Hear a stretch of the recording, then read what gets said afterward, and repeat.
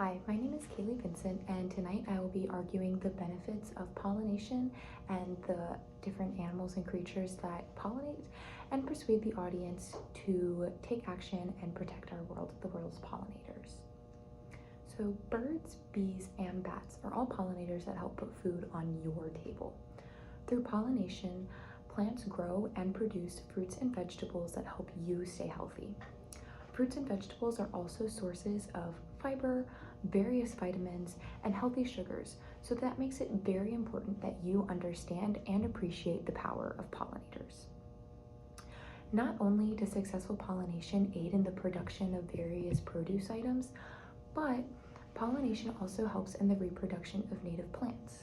Without pollination, our state, our country, and our world's biodiversity is at risk, and important species can be lost. Native plants are also really important to the environmental safety of our state, country, and world, as native plants tend to have deeper roots when they're located in the areas that they're traditionally found in, which helps to secure dirt and protect homes from landslides. Tonight, I would like to argue for the protection and conservation of the world's pollinators. I will explain the importance of pollinators to our diet, our environment, and give suggestions on different ways that you can assist and protect our pollinators. An important thing to understand about pollinators is their contribution to agriculture. For perspective, most farmers in our country, in our state, in our country, and in the world would lose their livelihood without the help of pollinators. So it is extremely important, not just for your own health, but also for these people who depend on pollinators to make a living. So I'm sure you know how pollination works, but just for a brief recap, pollinators like bees, butterflies, and other insects look for food in flowering plants. Flowering plants, not necessarily just flowers, but also any plant that produces a fruit or vegetable, produce nectar, which is the food that these pollinators look for.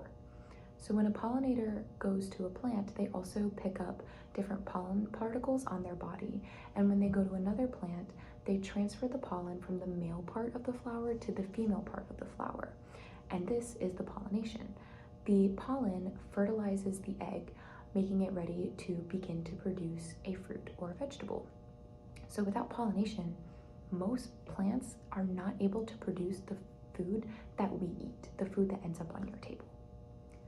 According to the United States Department of Agriculture, more than 3/4 of the world's flowering plants and about 35% of the world's crops depend on pollination. Scientists also estimate that 1 out of every 3 bites that you take at your dinner table exist because of pollinators, and without that, you would not have that food on your table. This is according to the United States Department of Agriculture as well. But if thinking about it from a food perspective doesn't help you really gauge the importance of pollinators, let's switch around and think of it from a money perspective. According to the United States Forest Service, the money generated in the United States from pollination dependent crops is worth over 10 billion US dollars. That's a lot of money just for the United States, But on a global scale, also according to the United States Forest Service, pollination dependent crops are worth about $3 trillion globally. But along with the necessity of pollination for our health and for economic purposes, pollination has a lot of environmental benefits. Flowering plants with leaves play a major role in our ability to live on the earth and in the health of the environment. Through photosynthesis, which is the process that most plants use to produce their own food, plants convert carbon dioxide into breathable oxygen. However, according to the United States Forest Service, the increase in the human race's burning of fossil fuels like coal and oil, and mass deforestation in places like the Amazon and even, honestly, the United States, our plants are struggling to keep up with the demand for the conversion of carbon dioxide, which is like a major contributing factor to the health of our environment. Along with the conversion of carbon dioxide into oxygen, many plants are also important in the prevention of erosion of soil, clay, and dirt. Their roots hold the soil in place when it rains or when it snows, and their leaves and the foliage as the rain comes down lessens the impact of the rain on the dirt and has the plant itself take that impact. So these roots and these plants can help protect homes and prevent natural disasters like landslides. So plants convert,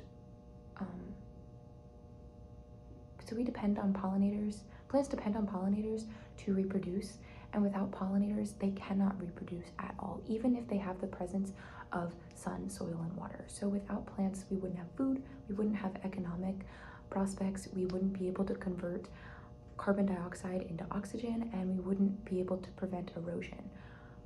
So I'm sure you're all thinking, thanks for the biology lesson, Kaley. Like, we understand how the environment works, but there's nothing that we can really do to help take care of pollinators and advocate for them. But there is, and I'm here to tell you what things you can do to help benefit and aid pollinators. And some of these activities are actually really quite simple. Simple things you can do to take care of pollinators is simply spreading awareness and sharing their importance, or installing things like bat boxes, which are basically shelters, wooden shelters for bats, kind of like a birdhouse that you can attach on your home or on a tree near your house so that they have shelter.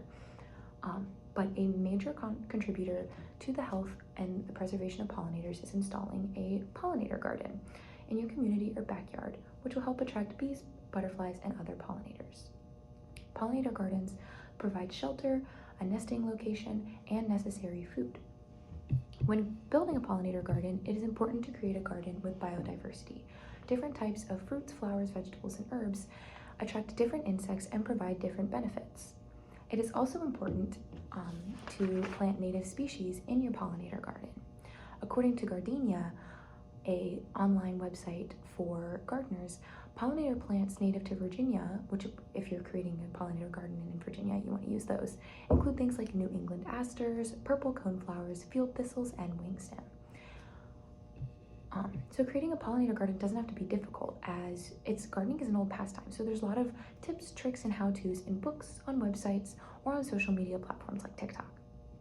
In conclusion, our food supply and well-being of our environment depends on pollinators. Through practices such as building a pollinator garden, we can preserve and support our pollinator populations so that they can continue their very important job. I hope that I have persuaded you to protect our pollinators, or at the very least, help give you insight to advocate for them in the future. Thanks.